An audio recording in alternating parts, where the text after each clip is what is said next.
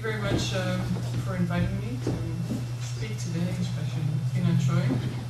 And I'd like to say beforehand that I am Dutch, but I'm going to learn English, and I saw in the message board of this project that somebody had wondered why we are all doing this in English and not in Dutch, and I'm sympathetic to that, so if anybody wants to discuss anything in Dutch, feel free. Worse, I'm actually going to talk maybe like my colleagues about the United States, and I would like to invite you to think about how what I'm going to talk about reflects on Europe, or how language works in Europe. Because I have been living in the United States for almost 4 years, and I've been almost as frustrated as you actually just described with language. And ever since I came back, I've been trying to understand how Europe works with language, and I'm still in the process of figuring it out. So please keep that in mind. They say sticks and stones can break your bones, but words can never hurt you. Meanwhile, you hear yourself use the word terrorism, and uncannily find yourself participating in its life, its proliferation, its reality. Willy-nilly, you've become a participant in a world-making project of anxiety and antagonism. Provoked by the problem that with these words we don't seem able to express ourselves, as you just explained, I will suggest in this talk that it's time to take them back.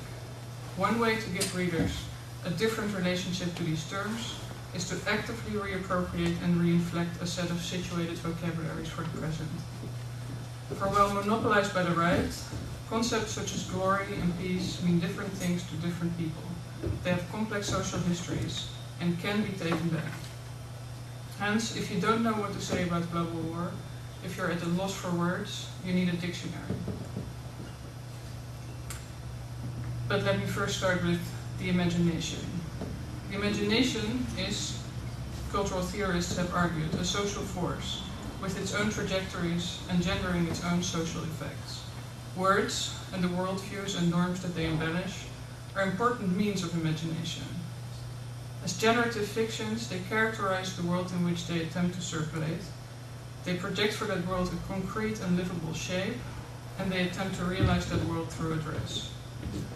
With the help of words, artists and activists, but also academics, are involved in world-making practices, intervening and actively seeking to transform the world in their image.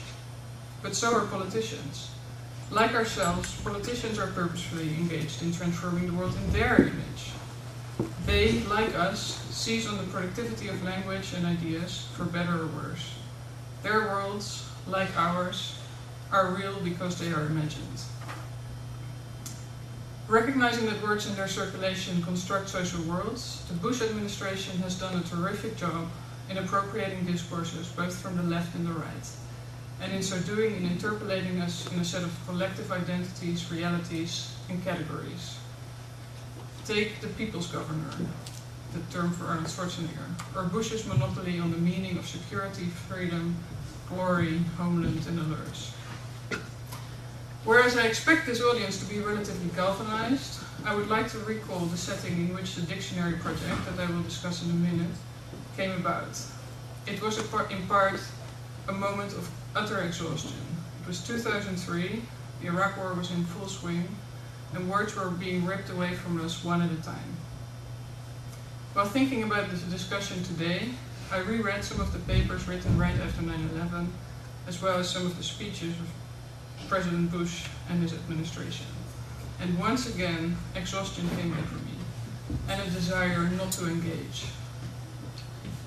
But perhaps this numbing effect is part of its effectivity. Exhaustion and disengagement may help to shape the world that Bush administration has in mind. That is, it comes into being whether we participate or not. Similarly, right and wrong thinking, for example thinking that you know better, which is maybe the case sometimes when you watch TV and you watch George Bush tell us something, doesn't make the language come undone. Even if you're completely convinced that talk about, for example, the civilized world or the values of America are at best misguided, or if you are staggered at the idea that the US-led war in Iraq is framed as a fight for, quote, progress and pluralism, tolerance and freedom, You are living in a world that is co-shaped by these generative fictions. Just zoning out whenever you hear these words, which I often enough feel like doing, actually feeds its effect. You allow a social world to come into being and to perpetuate. This was exactly the conundrum for a project engaging global war at the University of California, when the raw material of our conversation and imagination, words, were failing us. We were literally tongue-tied, not wanting to use terrorism or homeland, but not knowing how to address the effects of global war without using these terms. This actually seems to be the same case with what Maria just described. Similarly, while it was impossible to completely give up on words like peace or family or security, to use them was to become a stranger in one's own world. Consequently, our very imagination and the definition of the social and the shape of the political seemed under attack.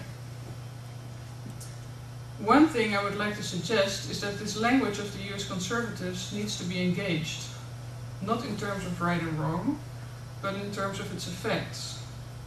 We can soak up its confining effects. You can note how it suspends you in the present, as if there's, for example, no history to political violence, aka terrorism. And we can actually learn something from their framing practices. Try these. One of the most successful strategies of the US conservatives is that they abuse words from different registers. They morph different discourses, and in so doing, they ensure cultural resonance. And in the example I just gave about the Iraq War being about progress and pluralism, tolerance and freedom, of those four words, there may be at least one or two of them that you might feel comfortable, or you might feel that that's part of what you would like to fight for. And in using these terms, he actually enlists you to not oppose the war in Iraq or to come into his camp. And a similar problem or strategy is the use of the people's governor, the word for Schwarzenegger. Usually the people's something, that's the man van het volk, used to be more of a leftist phrase, and suddenly it's used for the right. Another strategy, the second one, is that terms such as terrorism and fundamentalism are surprisingly amorphous. In fact, there almost seems to be an inverse relationship between how vague the term is defined and how much they impact our sensibilities, the way we walk in the streets, and the way we feel at home in the world. The third strategy is that they use words that sound moderate, but the policies behind them are not. Take, for example, compassionate conservatism as the term for tax breaks for the richest of America and the end of social security for the poorest. In fact, aggressive language, such as excess of evil, may seem violent, but the most insidious violence is perhaps perpetrated through language that doesn't sound political at all, which is how I think the European way of world-making may operate. So, for example, yesterday I heard on the radio that they they're now busy, had this kind of Patriot Act or this law in Europe trying to save all our internet data, telephone data, etc. And that is now being implemented throughout Europe, and they call it streamlining. And so you hear that this stuff is streamlined, and by listening to the word streamlining, or the even better word harmonisatie, you forget what it's all about. You forget that this is actually about politics and about things that you might care about.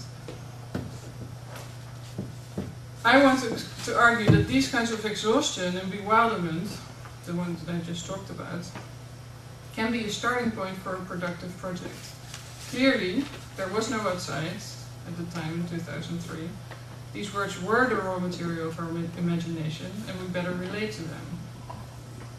Well, as it turns out, while the Bush administration is doing its cultural work, cultural analysts and artists do have a lot to offer when it comes to the denaturalization of seemingly trans-historical concepts, as well as in the strategic use of narrative, imagery, etc.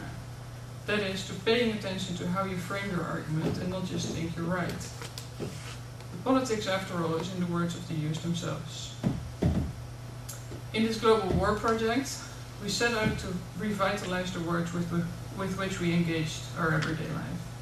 Abstractly, we took the incommensurabilities and differences as within and constitutive of an effort to engage global war as something that could be highlighted as a strength. So actually the confusion that Maria was just talking about, or the fact that there are so many different ways to approach terrorism, and the fact that you don't really know where to settle, doesn't have to be a weak point. For while recapturing terms like peace can't simply be enacted at the expense of difference, the very diversity, socially, historically and linguistically, inherent in them prevented us from seizing concepts just to singularize them again.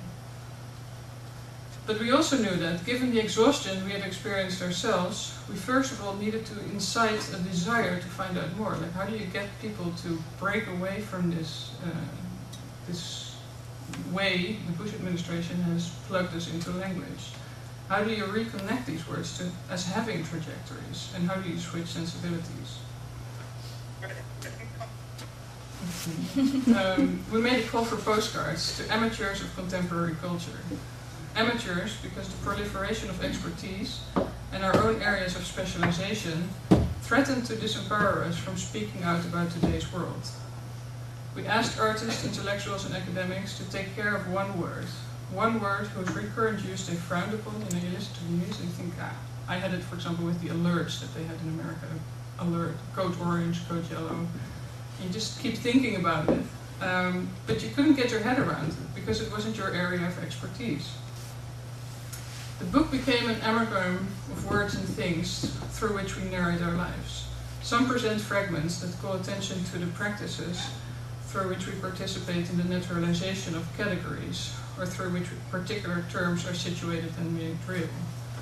Surely it included bombs, smart or not, glory, America, family of patriots, but also roads, streamlining, trauma, the medicalization of compassion, rewards for justice, that's a program asking anyone to participate in the war on terror by being the eyes of the nation, and nuclear family. For, as it turned out, we are far more intricately entwined with language, things and war than the TV screen and newspapers suggest. Take the wide and straight highways in the United States, designed and implemented to move troops, tanks and airplanes, and thus functioning as a potential weapon. Or the word on, a preposition designed, or dictionary explains, to keep people enthralled to the things they love to think they hate. See war on terror, war on poverty, war on drugs. The easiest words to chase were those that could be recycled visually.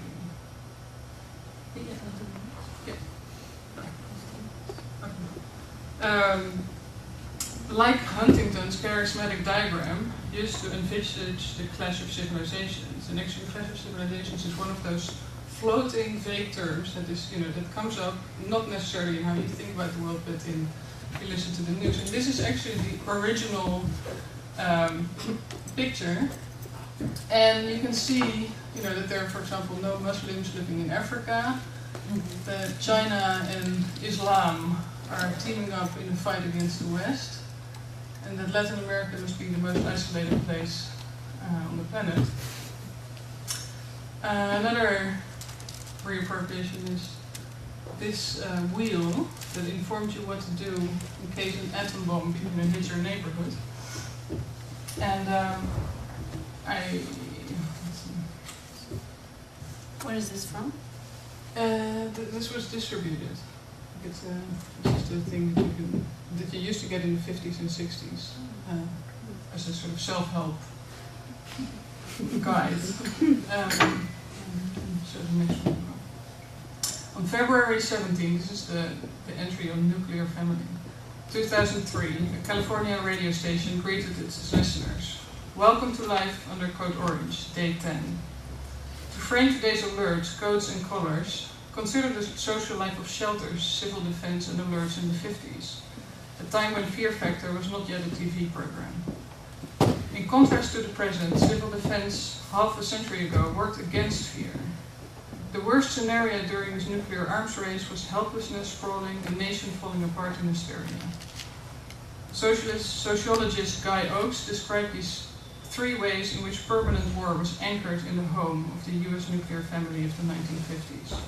First, emotions were to be managed through participant action, convincing Americans that their fears for annihilation were groundless. Second, rationalization of, among other things, domesticity was central. Defense could be learned, implemented, routinized, and improved. And here I actually was sort of trying to understand what was happening at the time in California with these codes and what was happening in the 50s. Third, propaganda commanded family duty, the responsibility of every household to defend the nation from their own doorstep.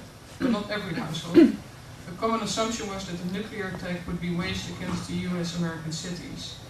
It was agreed that cities would be sacrificed. After the radioactive dust had settled, the United States would be remade from white home-owning suburbia. Unwilling to finance the security for its citizens, the Federal Civil Defense Administration presented civil defense as a self-help matter. Families were urged to purchase and consume the safety of build-your-own shelters. After all, nuclear survival was geared towards homeowners. And the family was to function as a work crew, managing their emotions through unending action, planning drills, progress reports, self-discipline, etc.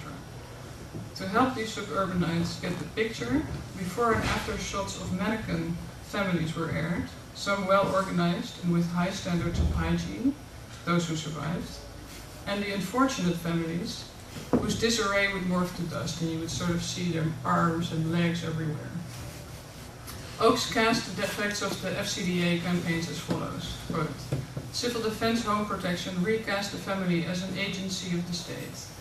When the state entered the home, patriotism, which now included nuclear housekeeping, would become a family value. In light of the obsessive focus on the family, one might almost forget that the attack was expected to happen during daytime, which made the family shelter, with most children at school and men out of the house, a rather lonely affair." In sharp contrast to the self-help manuals and TV spots which prepared the US Americans for the Cold War through detailed instructions on stockpiling supplies, food, sanitation materials, shelters, etc., it's interesting how little precision is currently offered in terms of instructions. And it's the same, I think, here in the Netherlands. You hear it's a high alert, but you don't know what to do. While families were taught in the 1950s that nuclear fallout could be treated as dust, as something you can wipe off, wash away with a good shower, or peel off the head of lettuce, needing to be stripped of its outer leaves, today US Americans are merely told to continue their daily trips to the mall, and not much else. Some 50 years after the home became an instrument of national security, the FCDA, which aimed to reduce private fears, mushroomed into the Homeland Security Department, an instrument to endorse public fear itself. Then the last picture. This is amazingly, it's on the CIA website. Terrorist buster. I mean, you cannot believe that they actually have this, but it's the logo for their terrorism department. So it's not a device, but it's... No, I mean, it's at least I don't know if it's a device, maybe it works, but you can try. The terrorist buster is a ghostly, amorphous, non-human figure whose gender, racial, and ethnic ambiguity enables its mobilization as a sign of the monstrous terrorist. The image functions to visually designate the unpredictable and fluctuating nature of an undefinable national threat that haunts the country daily. This brings me to terrorism itself, the word I chased as well. I did a search on the use of the word terrorism, and this was, again, when you're still flabbergasted and thinking, how can I think about this word? So I did a search on the use of the word terrorism in different settings, calling attention to the many lived lives and appropriations of this term, and taking terrorism out of a 9/11 straitjacket. From simply reading up on the life of this term at other times, it was possible to piece together recurrent and structural threats that continue in its use today. So to name a few. Terrorism involves being vague. It's any violent act, and it sort of refers to this previous point that I made about the vaguer, the more effective. The desire to think of the self as a healthy body, and the other as a sprawling contagion. The desire to control movement. the desire to expand legal space so as to restrict legal rights, the desire to change the terms of categorization from agitators to criminals, from sabotage to terrorism, and from prisoners of war to unlawful combatants, and from the fact that these fragments of news are not usually brought together, and this was about South Africa, Cuba, France, it was just, in a totally different moments in the past 50 years, we can locate the obsessive desire to keep it fresh. The threat of terrorism needs to be new, unprecedented, and growing. By covering up the wastelands of words, names, desires, and tactics out of which terrorism is molded, terrorism can come about as something of the present that will be resolved in the future. This brings me back to the point of the dictionary. For as it turned out, it was this new language, which isn't new at all, but it sort of makes you feel like it's new, that itself affected a kind of amnesia. It confined us in the present, clamoring, as it did, and still does, I think, that something unprecedented was happening, like we're in a new moment of history. Instead then, instead of harping on the violence of language, for example, of the use of axis of evil, what we set out to do was strategically use the violence of language to reappropriate the means of imagination. To a certain extent, it is possible to reverse engineer what we know about performativity, about diffuse power, and about representation. That is, this dictionary tapped in the force of writing with the explicit objective to give readers a different relation to the words that structure their everyday lives. This means doing cultural work rather than studying culture. In Lacan's words, it's one thing to analyze language and thought, it's another one to create it. For unfortunately, analysis does not always make the trouble go away. So what we did was scan for words and how they're used, while simultaneously performing some of the use and abuse in our very entries. A simple example of this abuse can be found in an entry on patriots. It's a fragment from the entry. Now in the bottom part you see what the USA Patriot Act actually stands for, United Strengthening of America by providing appropriate tools required to intercept and obstruct terrorism. Like, I would think that in Europe they sort of would come up with a different form of phrasing it, and it was recast or recoded as Gather the Patriots, people aspiring to revolution in our time pledged to promise attention to reciprocity, inspiring others' trust under the banner of peace and tolerance, reign if one tries. Let patriotism regain its good name in the service of honorable engagement and dissent. Patriots Act. Now, the first part is actually kind of cheesy and corny, my reading. But what is important here is the second part, where the let patriotism regain its good name, in the service of honorable engagement. Here you're actually recoding a sort of Bush speech for your own purpose. So, who did this definition? It was one of the contributors. I don't know the name. Let me go back. Well, what is important is that, for example, the use of honorable engagement is a way of using also the moderate term. So instead of saying, we need radical action, you just call it honorable engagement, and you say Patriots Act. And it may actually be a way to, sort of get in on the fight over words and terms. Here's a final example, tapping into the form of the dictionary, both mocking the power of this definition and using it as camouflage to naturalize the point. And I won't read it all because it's kind of long. But note how the form of a dictionary entry is extremely conventional, producing a sense of confinement that is almost stronger than a good dictionary, mobile and fluid as they usually are. This is what I mean with using the violence of representation to reappropriate language. Using such an authoritative form produces the gap necessary to ask the question why, while these lateral entries seem suddenly very true, why it is you don't read this in your conventional dictionary, not to mention the newspaper. The entries do relate to usages, and while reading it, though perusing may be a better word, the entries push these words to the outside texts, to how these utterances function in the context of narrative in your everyday life. In this back and forth between the text and the reader, it works on you, as a reader, checking, re-experiencing, and thus possibly remapping one's imagination, one is sensitized to language, which is a first step to actively populate, recapture, and enliven our vocabularies in the face of perpetual war. Thank you.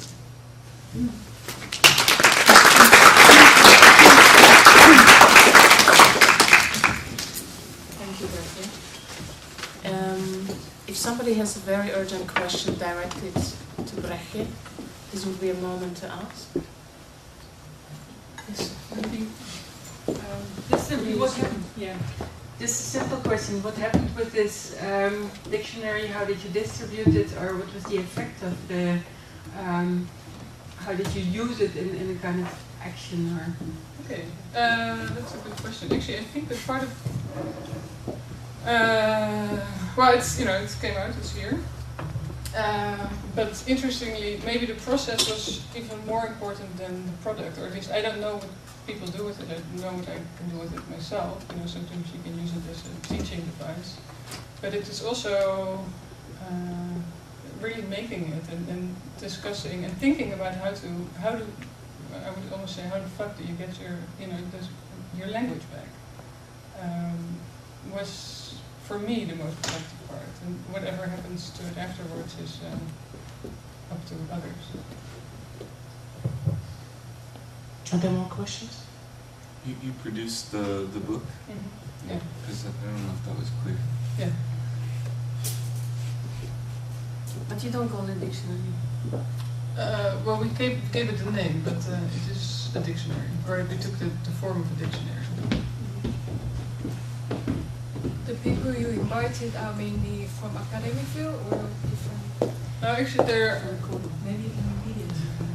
The question was whether they were only from academic fields or other fields. It's really mixed. So it was basically anybody who was, caring about a word, and it could be, there's poetry in it, and there's imagery in it. People who made paintings, or people who came up with the dictionary entry that they just. Who published it? There's a word for it. The New Pacific Press. It's in California. Yeah. Thank you.